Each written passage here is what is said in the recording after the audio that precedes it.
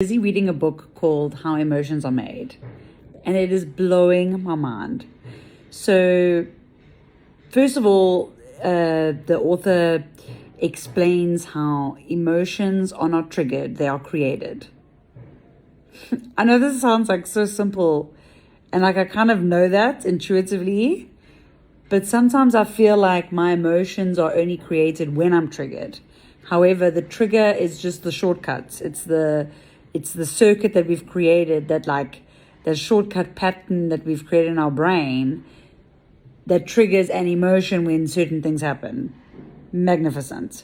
Now I'm reading in the first chapter an experiment that they did. So when you see a picture of 6 predominant emotions like anger, sadness, disgust, happiness, surprise, and one other one I can't remember. If we see a picture of that, we know that's the emotion. However, when they put on like electrodes to track the muscular movement of people that were feeling certain things throughout the day, there was no pattern to say that whenever they felt anger, there was an exact way that their face looked, or whenever they felt happy, their face was a certain way, or whenever they felt. So it proves that the facial expressions that we have do not always determine how we're actually feeling. And I know that sounds like common sense, but I don't think we think about that.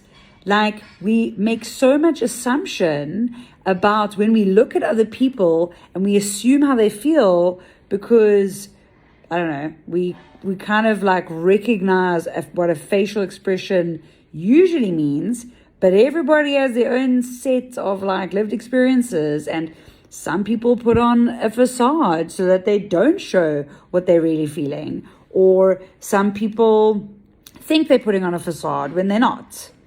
And this is just blowing my mind, and I'm just making a fresh video. I don't actually know what my point is, but I think my point is that we are so complicated and yet we're so simple.